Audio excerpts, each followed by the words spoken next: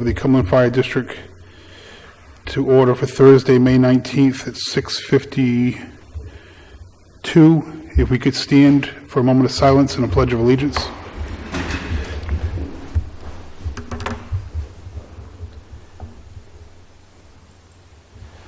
I pledge allegiance to the flag of the United States of America and to the republic for which it stands, one nation, under God, indivisible, with liberty and justice for all. Tonight's meeting is per the general legislation, enabling legislation that authorizes the Cumberland Fire District to exist, and is an outline of budget process within that legislation. And tonight is the first public hearing and presentation of the proposed 2016-17 budget. There'll be another meeting followed up on Tuesday, which will be the second hearing per the prescribed legislation. And also that night will be the first vote. The following Thursday, a week from tonight, will be a third meeting. It's not a public hearing, it'll be the second vote. That night, at the same time, we'll vote on the various resolutions that we need to support the budget, i.e. the tax rate, levy, et cetera, et cetera. Tonight, we have under new business the Chief's report, Chairman's report, and then Chairman Champagne will will read out the budget. It's been online and it's been in the hands of the commissioners. And tonight, what we're going to do is read the subtotals that you'll see on the budgets. After each subtotal, we'll allow for public input and questions, and then we'll move on to the next section. And we'll do one section at a time until we're done. So if I could ask the chief to come up and read his, or just not read, you don't have to read it, just if you want to just give us highlights of your 10-month report. Thank you, Chief. Thank you, Mr. Chairman and members of the public. The amount of work that has been accomplished in the 1 year that we've been in existence has been extraordinary. In the Fire Prevention Division alone, we've moved and consolidated from 4 fire inspectors down to 1 full-time fire inspector and 2 to 3 assistant inspectors called in as needed for additional work. The number of resale inspections, this is just the amount of single and multifamily homes less than commercial status, which is 4-family or more. For the first 10 months of this fiscal year, we've done 605 inspections on residential homes. In addition to that, we have 146 plans for buildings, some residential, mostly all commercial, in a multi-million-dollar range. Those plans take, like Highland Hills, we have a twice-a-week presence at Highland Hills. The positioning of that job is so big, and they're running 3 buildings simultaneously, that they're in different phases in each building. So one inspector is primarily tied up in these areas 2 days a week. The size of these buildings is something our inspectors haven't seen, so there's a lot of background work that's done when they're off-site to make sure codes are being followed. The State Fire Marshal has been tremendous in helping with questions that have been somewhat in the gray area, we'll say, because this company is building, their main headquarters is out of Pittsburgh, Pennsylvania. And the rules in Pennsylvania are a little different than the rules in Rhode Island. So going between the International Building Code and the Rhode Island Building Code sometimes takes a little explanation for them. We have developed a tremendous working relationship between the building official for the town planner, and fire departments that border us in gaining help. Some of the other districts have run into these big buildings before, these multi-unit buildings, and have been a wealth of knowledge to help us get through this in an expeditious fashion. The benefit to the fire district is, as of the 31st, that parcel with just under construction was valued at an additional $3 million. And it was still under construction. They're attempting to get residents in by the 1st of September. They still don't have electricity or water on the site, and we're at the middle of May. So it's a very aggressive building project which requires us to be on the top of our game in there. Training in EMS is fallen under Deputy Chief Mike Feather. He's developed in concert with CenterLearn the phrase of you don't need to reinvent the wheel if there's some wheel already in place. He found this program. The programs are administered nationwide. They're recognized educational programs that are developed with a curriculum of essays and PowerPoint presentations with quizzes in the middle and a final exam at the end. Each member of the fire department is logged on individually, and they're all tracked individually. So when we have, when ISO comes in to do a report, we can pull these files up and show them exactly how many hours each person has done in which each category and what their score was. Tremendous asset that we didn't have to spend the time developing. It was there, it's in place. Yes, we pay for it, but it's like $6,000 a year. It's far less than what it would have cost us to develop a program as recognized as this. To give you an idea, in the 10 months that we've been at it, there's been 4,902 hours of training logged. And what Deputy Feather has done is each month he assigns, there's 2 topics each month, and in the first week you try to do the essay, in the second week you go out and do the hands-on work of what you learned in the first. Now, January and February it was a little iffy with the hands-on, so they're making some time up. Along with the training, they've been out. We've had some great rehab projects for buildings in the town, and we've had the members in, number one, to see what the construction of the facility is like, what processes they're using, what knowledge they can gain for how the buildings are being put together for future use.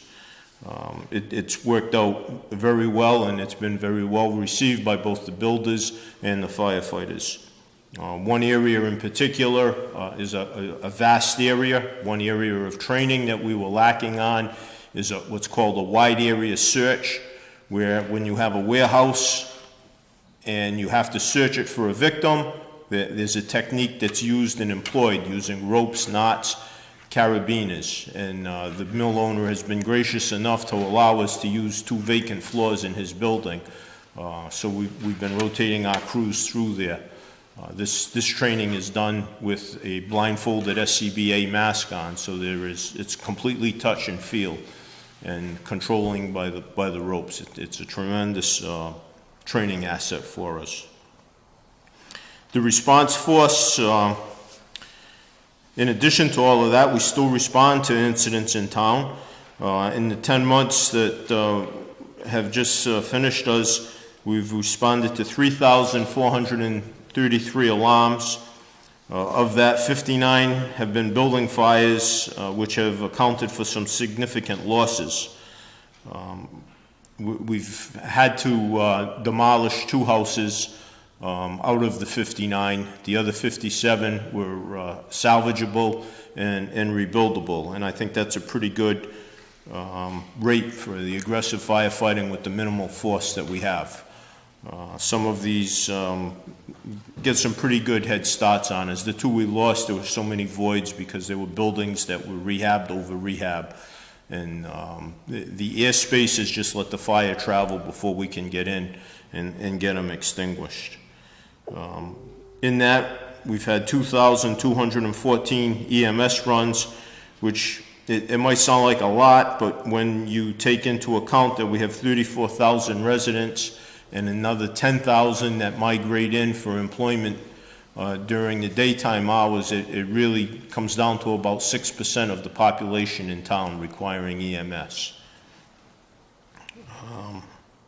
The captains in the 4 stations have been diligent in getting their stations up and formatted in a singular fashion, and I give them credit for holding all aspects of a merge together. Whenever you change 4 businesses into a single business, there's always a lot of questions, and the captains have been extremely diligent about getting factual answers to keep the membership informed and feel like they're participating, because they are participating in building this department into the future.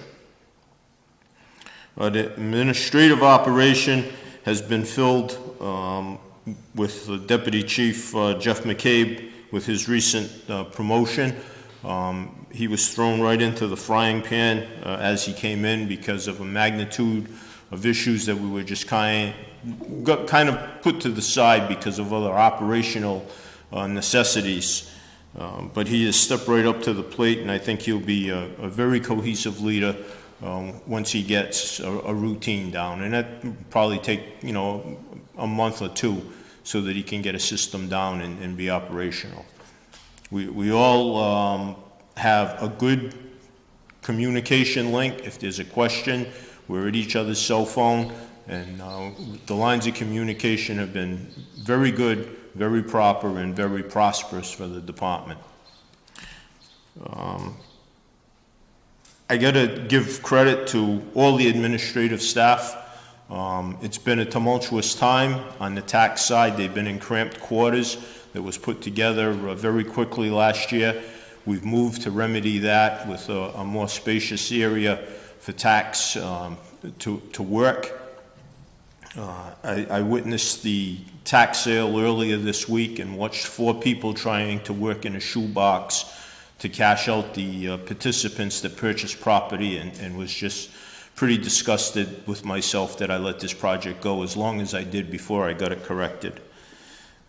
And I got to give credit to Miss Kerry Smith, who's taken the fire prevention aspect of it to a level that I didn't anticipate, but she has learned the codes sufficiently and proficiently enough that she can articulate to the callers what needs to be done for smoke detector, where a CO detector and smoke detector have to be placed, where combination units are needed. And what that translates to us is a single visit, rather than going to the site saying, oh, your detectors are in the wrong place, this is what you need, call us when you get it done. It saves a lot of time on the resale inspections. I don't have an exact percentage, but our fail rate is probably less than 20%, which when you talk to other communities that don't have someone as technical as she is with the call, it's up near 50% or even better in some. Because there's a 10-year limit on a smoke detector, which a lot of people are unaware of, and a 7-year limit on a CO detector. They believe that if they push the button and it works, it's good forever. So she's been very good at explaining that and cutting down on the workload for the resale inspectors. Any questions? Yes. Thank you very much, Chief. What vacant mill are our firefighters training in? Salesville Warehouse. It's 30 Martin Street. Yep. Some might know it as the former Gracious Living building. It's been purchased by a Cumberland resident who has extreme grand plans for the area, and he's going to take 2 floors for his own operation. He's going to lease one floor out to individual incubator businesses that are startup, and 1 floor is already occupied and is going to remain occupied by the business that's in there. But he's been a tremendous help and asset in getting us specific training for the type of building that he has. Thank you. Any other questions? Do we want to accept the report? Commissioner Champagne moves to accept the chief's report, seconded by Commissioner Amato. Any other questions? Hearing none, all those in favor? Aye. Opposed? And it passes 6-0. Before you go on to the next point, I'm sorry, I should have pointed this out earlier. Solicitor Morris had a conflict, and sitting in for her tonight is Nick Goodyear, who is an attorney and also happens to be a Cumberland resident. Next item on the agenda is the chairman's report.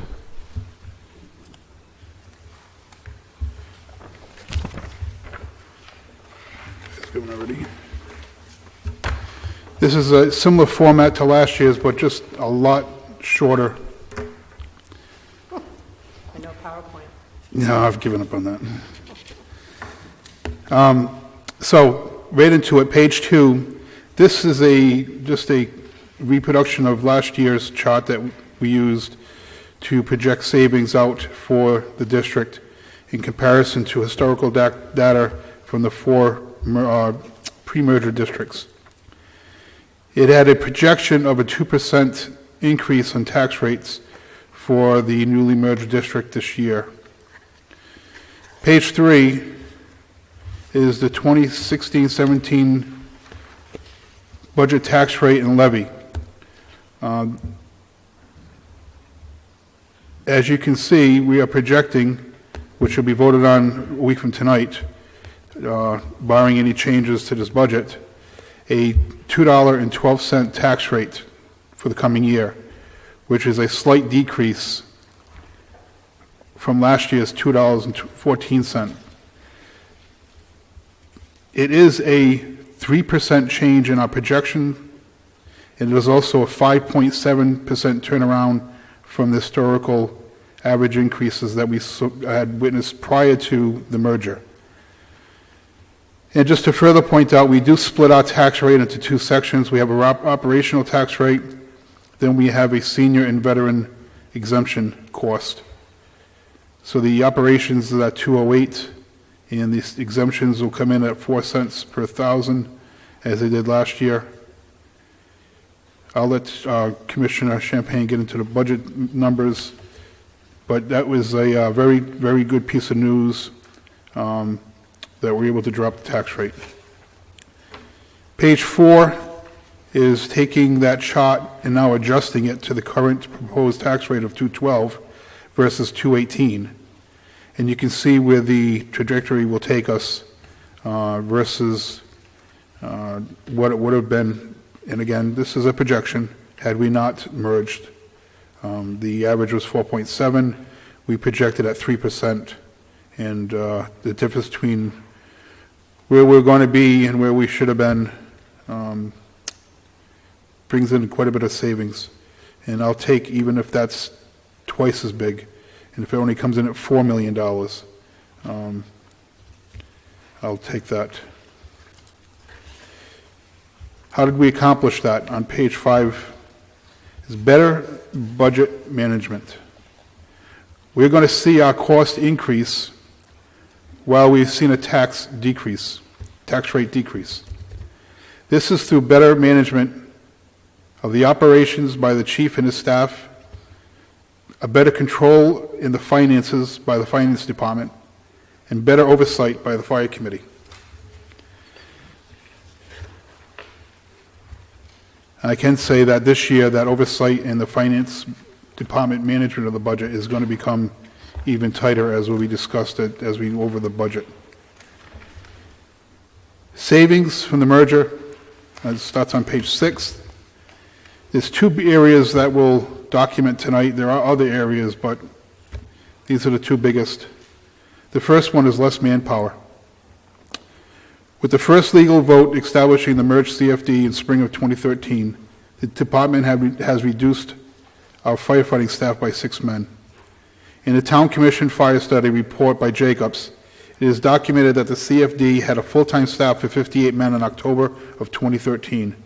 Through attrition, the 4 districts were able to bring that staff to its current level of 52. This is an actual reduction of 6 full-time employees, realizing a savings of more than $600,000. The other item is a lower levy.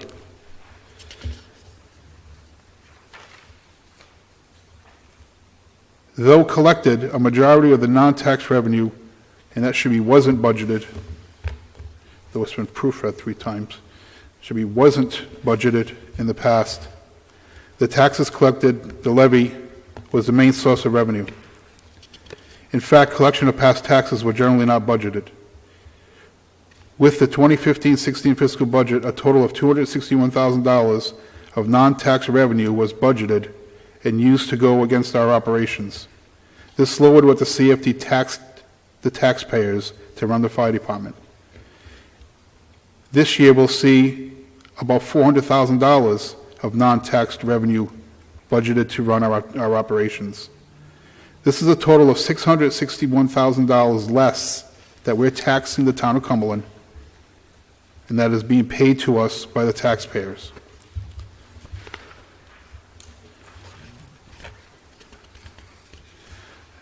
Again, to just review the tax rate, the slide on page 4 shows a turnaround of a 4.7 average increase of the tax rate during the 7 years prior to the merger to a decrease this year. Though a slight decrease, it gives us a 5.7% turnaround. With these results, CFD could see a substantial savings over the next several years. Total savings this year, since 2013, including this year, is $1.261 million. There are other ways to save money other than just reducing the budget. Had we not made these changes, that 4.7% increase would have continued. And lastly, this last page was going to be that white banner picture, "We are Cumberland Fire, proud to serve." And I came upon this picture today that I found. This is just this week this occurred, where we have on the left Engine 1 Lieutenant Eric Desario, and then also on the right we have Engine 5 Firefighter Brian Clark. Both had the opportunity to engage with students at the Cumberland High School's Career Day.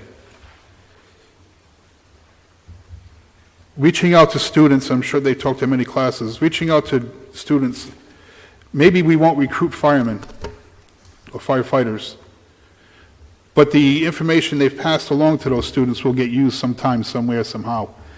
And it's just another avenue that I didn't realize they did, that we serve the town of Cumberland. And I wanted to just put that in there to give them a little extra thanks for that. It's not an easy thing. Not all the time do you see firefighters willing to get up in front of a crowd and give a speech. So it takes a lot to get that done. And I just wanted to give them a little kudos. Next on the agenda is reading of the budget. As we previously reviewed, Chairman Champagne will read the subtotals on each section: revenue, equipment, utilities. At the end of each section, he will open up for questions and public input, and then when that section is done, we will move on to the next one. Commissioner Champagne. Oh, excuse me, Mr. Commissioner. Mr. Chairperson? Sure. Could I just make one comment? Absolutely. Please? Thank you. Thank you very much for putting that together. I also want to point out that within our 2%, our decrease in taxes, people also have to remember that we got hit with a major increase from Pawtucket Water. And I think that it would have been, had that not happened, we would have seen a little bit more of a reduction in taxes. So I want to reiterate the importance of understanding that that was totally unexpected and totally unbudgeted, yet we are managing that. So number one, that's a great thing, that we're not deficit spending to deal with the increase from Pawtucket Water, number one. But number two, that is playing into the fact that we didn't see a little bit more in the tax decrease. Thank you, Commissioner. You're welcome. Good point. Commissioner Champagne. Okay, budget summaries, 2015, 2016, 2016, 2017 proposed. Tax revenue for 2015-16 was $7,092,292. This year, we're projecting $7,035,553. Non-tax revenue, 2015-16, $268,699. Projected for 2016-17, $544,678. Equipment, 2015-16, budgeted was $203,800. Projected for this year is $207,000. Any questions? Utilities, last year was $405,684. This year projecting $378,903. Questions? Commissioner Champagne, just looking, we're looking at reductions in telephone of like $8,000. Is there a reason why we're dropping by 8,000? That is the actual phone bills. Is it? It's the actual phone bills. As a matter of fact, the chief worked in agreement with Cox that matter of fact, is completing this week of putting all new phone systems into the police, into the fire stations as one system. It's going to be iCloud based, and as a matter of fact, it's going to be $800 and some odd a month for that. So that's the actual cost for everything. 800 for every station complete? No, Commissioner, 800 for the Mr. one. Chairman, may we just have the chief come up and give a quick rundown? Chief, did we put a resolution in on this to go with Cox? Yes. We had a vote on this, right? Yes. And it was I don't explained- remember which month it was. It Okay. was probably 2 months ago now. Thank you. If you could just give us a quick rundown on that. We had solicited proposals from two companies, Communications Unlimited out of Westboro, Mass, I believe it was, and Cox Business Solutions. And Cox Business Solutions came in with a 5-year lock, which was like one of the big contributing factors in my decision that our rate is going to be solid for the next 5 years. They also came in with 100% warranty on all of the equipment for the next 5 years, and they came in with a cloud-based system that was $200 less per month than what Communications Unlimited had submitted. We still would have needed, with Communications Unlimited, to carry our Verizon or Cox service. They were just bringing in a cloud-based system, but they were using someone else's lines. Cox basically is giving us the cloud-based system at the rental price per month, and they're locking it for 5 years. They've rewired all of the stations. They've dropped from the pole into the buildings and rewired internally in all the buildings with upgraded cable. Headquarters will be the last station to go live tomorrow. The other 3 are already live with all new handsets. The ability to just go extension to extension internally was a big factor. The other attribute of it is with the cloud-based performance that they offer, they can link us to Town Hall, so Diane or Beth, Pam, can just go extension to extension into Town Hall with the ability to have a different ringtone so they'll know that it's an internal call, not just a general public call. The attributes of the system far outweighed some of the negativity that Cox has endured in the past. But we did have a vote on this a couple months ago, and I'm very pleased with the quality of service and the timeline that they've stuck to up to this point. Thank you, Chief. All Set, Jim? Just gas and hot water, we took was that an actual from the bills also, that dropped from 22 to 15,000? Yes, I believe so. And that'd be the same with the water usage, that's the personal water usage, correct? Correct. From 20,000, 8,000, Correct, that was the actual bill? Okay. correct. Okay. Yes, that's more factual numbers. The water usage was a combined number that we had budgeted using the 4 previous districts, and we found it to be a little bit on the plentiful side. So the 8,000 is more in line with what our actual expenditure is. And the same with gas. You know, we had a much more reasonable winter, and we were still well below the 22,000 that had been budgeted in the past. Part of, you know, the insulation that we've done at Station 1 and 5 with the reconstruction has contributed to lowering the fuel bills at both of those locations. And the new systems that were put in at Station 4 due to failure are also much more energy efficient than what they replaced.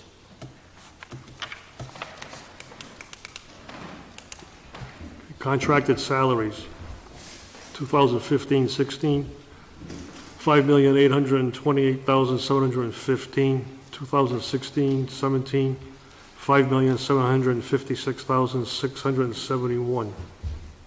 Questions? Commissioner Champagne, healthcare deductions from pay went from 66.3 to 94.9. What line item are you talking? What's that, 53.43.03? Okay. And what are you looking at? That's the projection of what the firefighter's going to be paying in, Projected number, projected number. but the 66 was actual, right?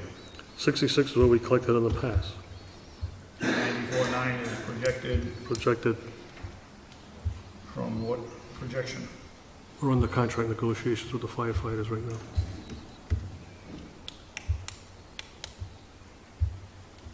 So that could be higher or lower? So Could be higher, could be lower. But that's the number we're using at this point, that we're shooting for.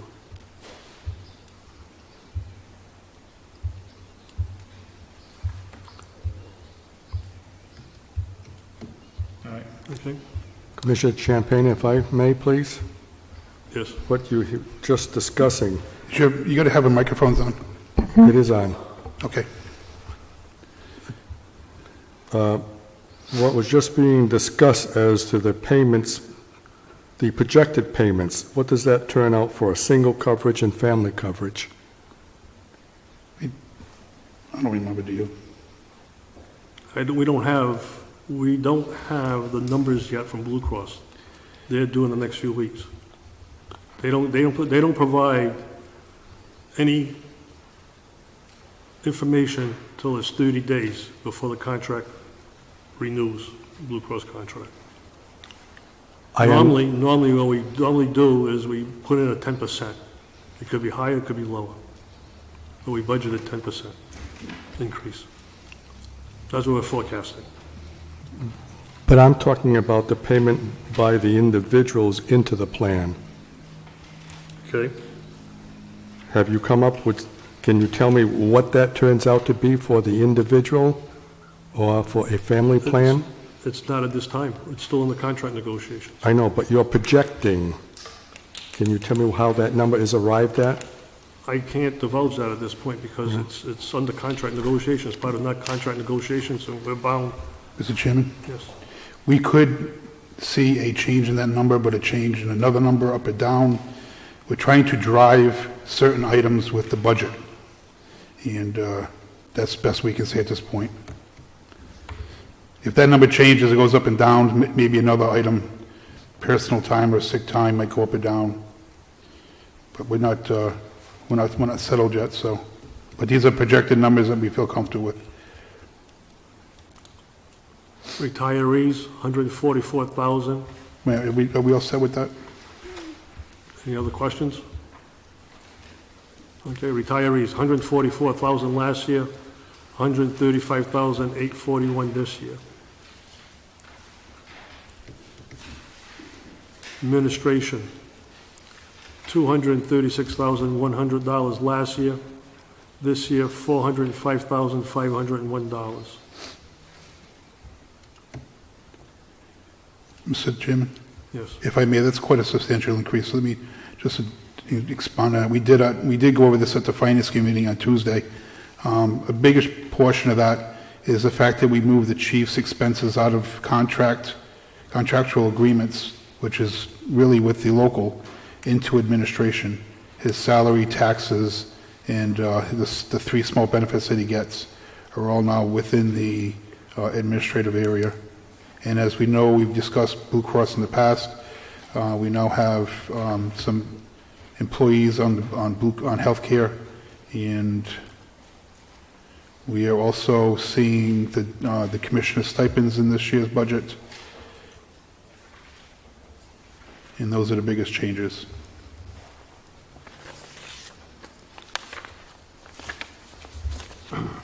Employee expenses, $94,292 last year, $42,300 this year.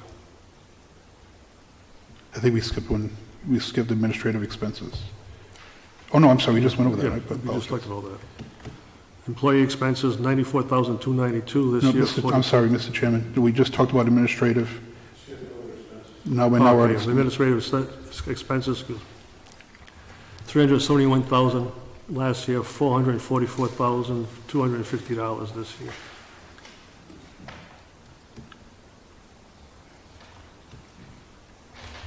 Employee expenses, $94,292.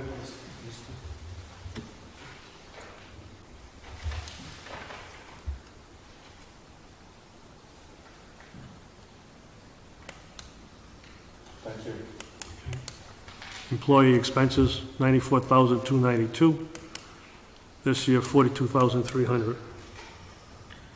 Commissioner Champagne, question. First line on employee expenses, call firefighter stipends, 47,000 to 20,000. Chief?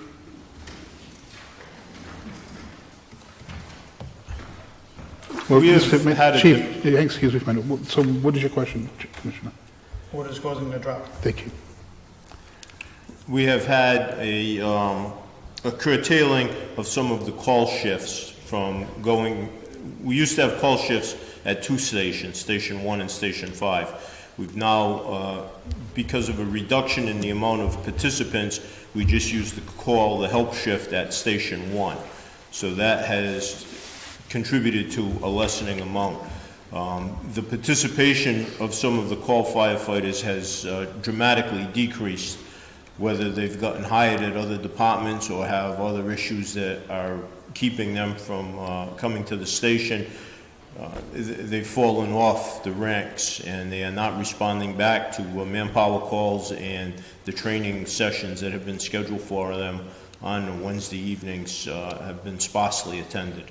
So we have probably about 4 personnel that are still very active, and this is basically to cover their salaries and to see if we can drum up some support. The Fire Chiefs Association has been doing an ongoing campaign for retention, and we've seen very little response from it in the northern section of the state, but we are still hopeful that there is a possibility we'll get some decent candidates. How many are we carrying on the roster? Like we got 4 active, but 8 right now. And I've been using a 3-month period to be considered active. You have to have some hours of participation in 3 months to be considered active. And right now we have 8 that are in that 3-month window, but 4 that are very diligent about scheduling and maintaining their schedule. When they commit to a shift, they're there. That's the other problem we're having. They commit to a shift and then they call 5 minutes before the shift and say, I got something else going on, I'm not coming in. And that's not cutting it with any of us right now. okay. Well, the next line, salaries part-time, that was reduced from 20,000. We just all incorporated it in the call firefighting force. Mr. Chairman? Yes. So Chief, what you're saying, your explanation was really for both of those programs? Correct. Thank you. Yeah. The whole program has just been rolled into call firefighters. Well, the question is, are they still running the part-time program? Yes, just at Station 1. 4 nights a week? 3 nights a week is all we can get filled. Great.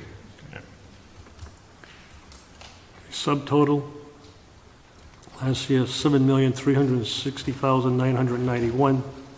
This year, $7,412,967. Capital expenses will be $65,000. Pawtucket Water is $67,200. There's a change in the pension calculation of $35,065. And we were just recently notified that the holiday pay now is to be calculated into the pension. That's by the State Retirement Board. So for a grand total budget, $7,580,232.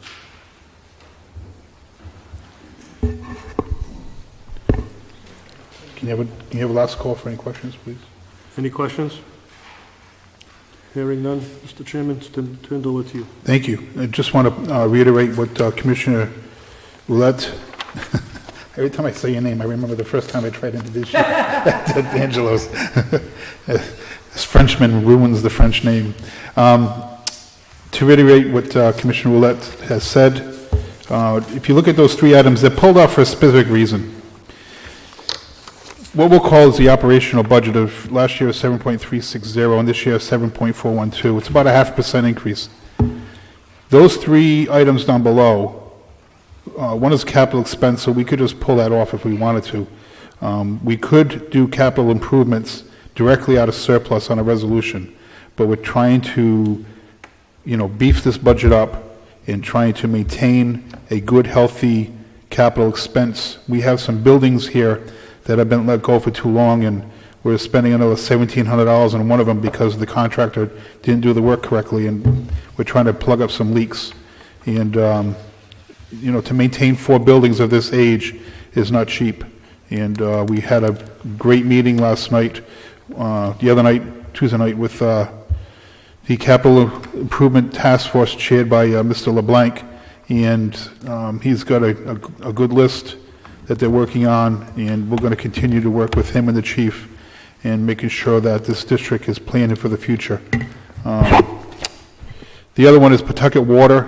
That's just purely a doubling of the increase of the hydrant fee, including an additional 2% this year. So last year, in the middle of the year, they doubled it to, doubled it, and then now this year they're adding 2% more, and the next year they're going to add another 2%. That was an issue that we had hired a lawyer for, and Solicitor Morris will bring us a report on that pretty soon. But from what I'm understanding, it doesn't look good for any kind of fight because we weren't notified in time. The Cumberland Fire District did not know of these increases until we received the bill, which is really interesting, and we're digging into that a little bit more. We're just trying to find out how that could have happened. The other one is the change in pension calculation, like Mr. Chairman said.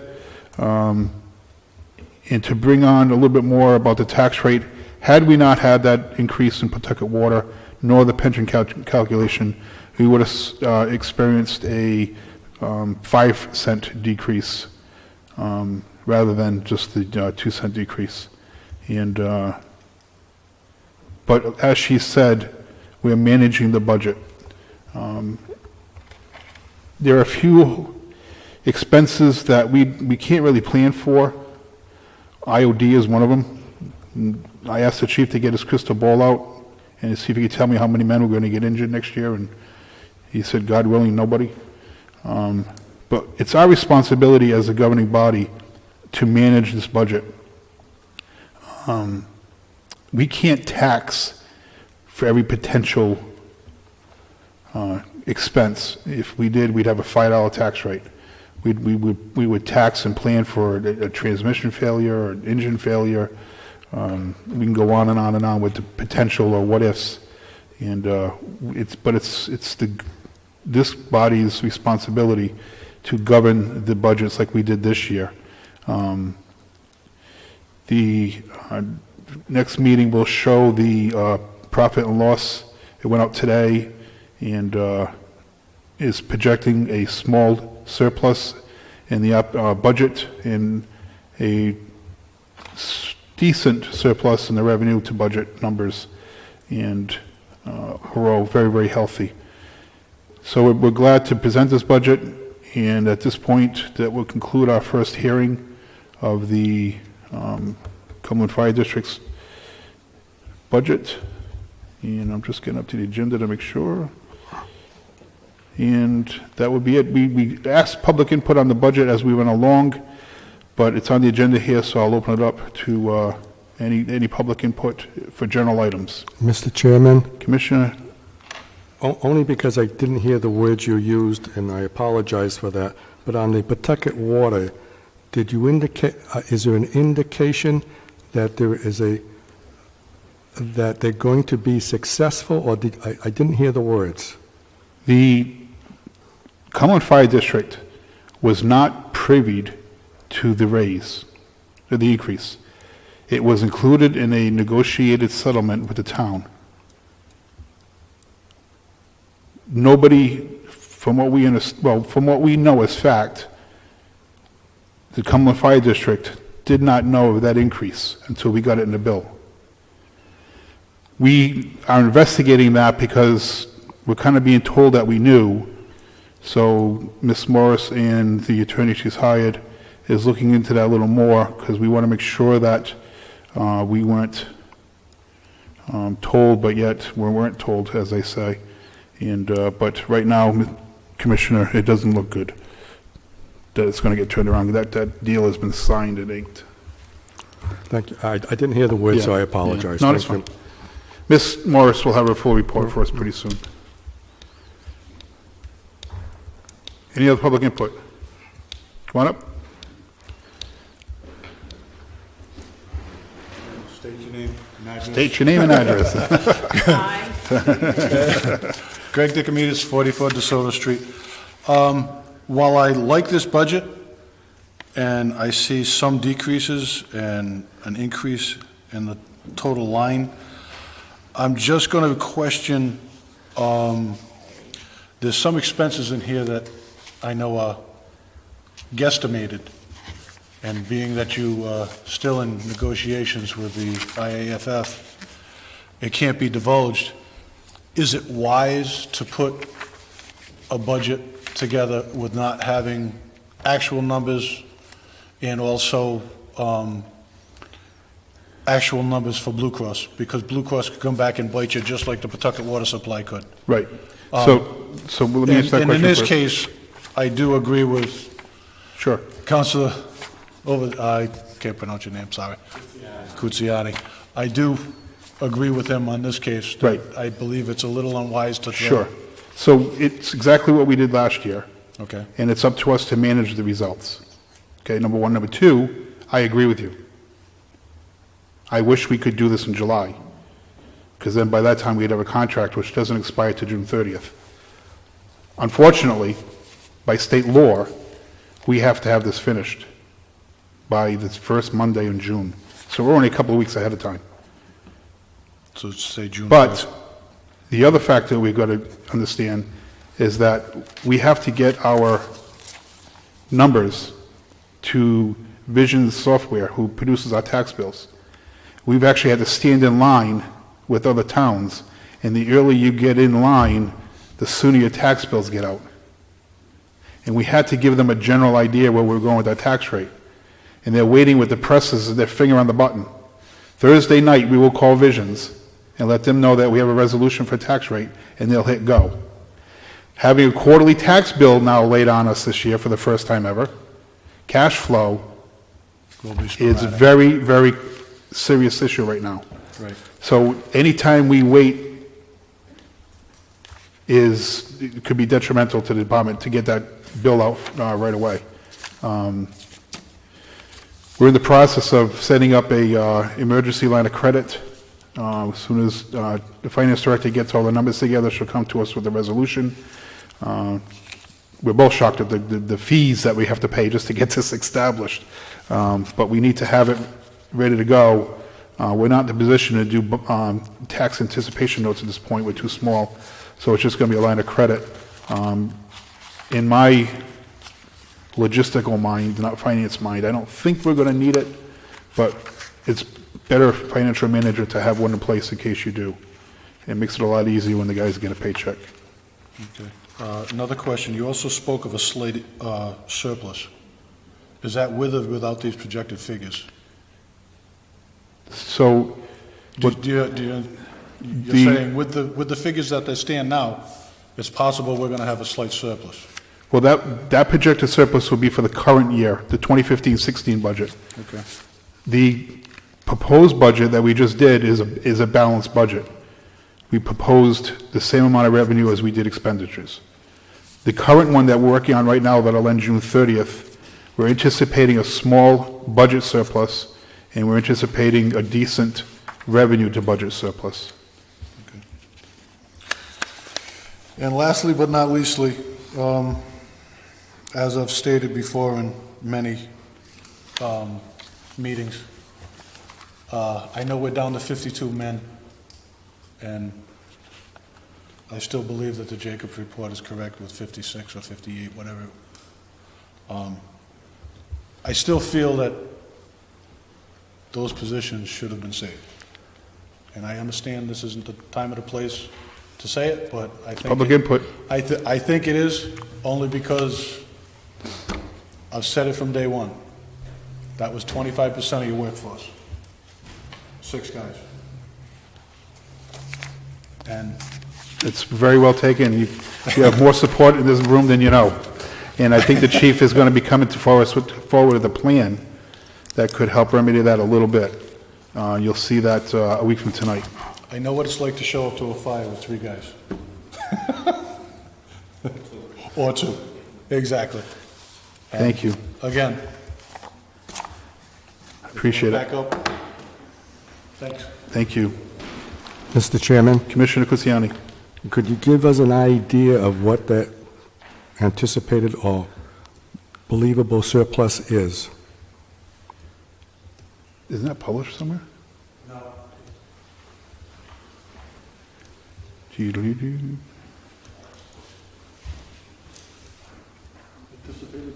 Hang on a second. I thought it was on one of those budgets we gave out. Finance Committee, Finance Committee.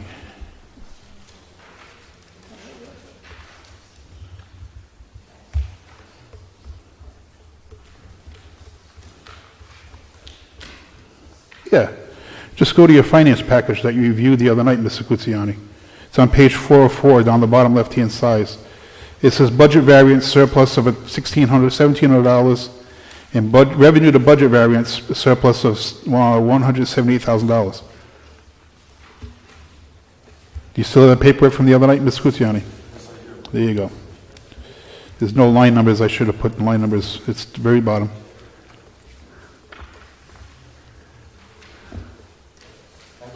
You're welcome. That's April 15th now, still carried. Yeah, those, I mean, Still have another 6 weeks. 8 weeks, yeah, yeah. Any other questions or comments from the board? If not, I'll entertain a motion to adjourn. Commissioner Champagne moves to adjourn in second. Seconded by Commissioners Kuziani and Roulette. All those in favor? Opposed? Passes 6-0. Thank you.